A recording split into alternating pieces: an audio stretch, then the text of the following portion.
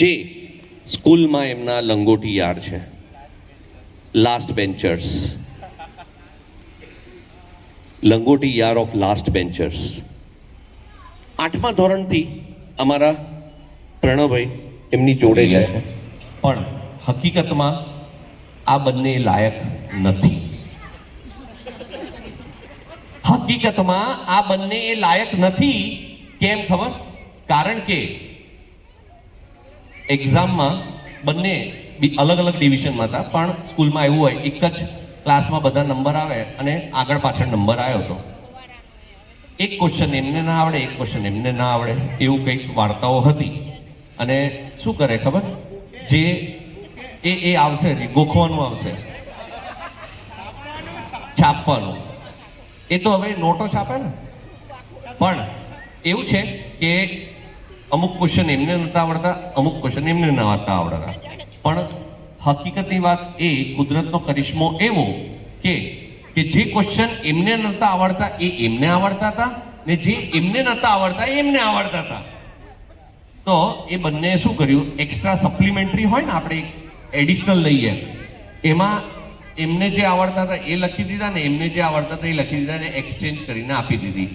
અને પછી એકબીજાએ કરી દીધો. આવી ભાઈબંધી આ લોકોની. તો હકીકતમાં શું કહેવાય કે આ ડોક્ટર બન્યા છે તો એમના લીધે, ને આજે એક ગવર્મેન્ટ જોબમાં છે તો એ આમના લીધે. એવી એમની બચપનની દોસ્તી માટે એકવાર જોરદાર તાળી થઈ જાય. હજી કિસ્સા અહીંયા જ પૂરા નથી થયા ઉત્સવભાઈ.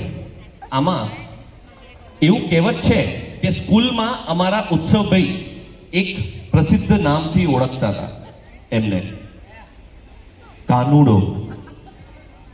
કાનુડો કહેવામાં આવતો તો કારણ કે કે ફોર કાનુડો, કે ફોર કોમલ, કે ફોર કિંજલ, કેટલી બધી નામ આપી. એટલે તમે બીજી રીતે ના વિચારશા. કાનુડો કોને કહેવાય? કોઈને ખબર છે કાનુડો કોને કહેવાય? હું આપણા ભાઈઓમાં જ પૂછું, બહેનોને તો શું ખબર આમાં? કોઈને ખબર કાનુડો કોને કહેવાય? જેની પાછળ છોકરીઓ પડે ને એને કાનુડો કહેવાય. જે છોકરીઓની પાછળ પડે ને એને કાનુડો ના કહેવાય. એટલે મજાની વાત એ છે કે અમારા જે ઉત્સવભાઈ છે ને એ કાનુડા હતા. એ છોકરીઓની પાછળ નતા, છોકરીઓ એમની પાછળ હતી. તો એટલે એમનું નામ એ કાનુડો પાડવામાં આવ્યો. અને પણ મજાની વાત એવી પણ છે કે આજ દિવસ સુધી આ જેટલા પણ નામ લીધા મેં મારા મનથી લીધા કે બીજાને આપ્યા એ લીધા, એ સસ્પેન્સ છે. પણ એકેને અમારા ઉત્સવભાઈએ એ ટાઈમે ઘાસ નથી નાખી, ફક્ત એમને ભણવામાં ધ્યાન આપ્યું. એવા અમારા કાનુડા ઉત્સવભાઈ માટે તાળીઓ થઈ જાય. ફક્ત એટલું જ નહીં.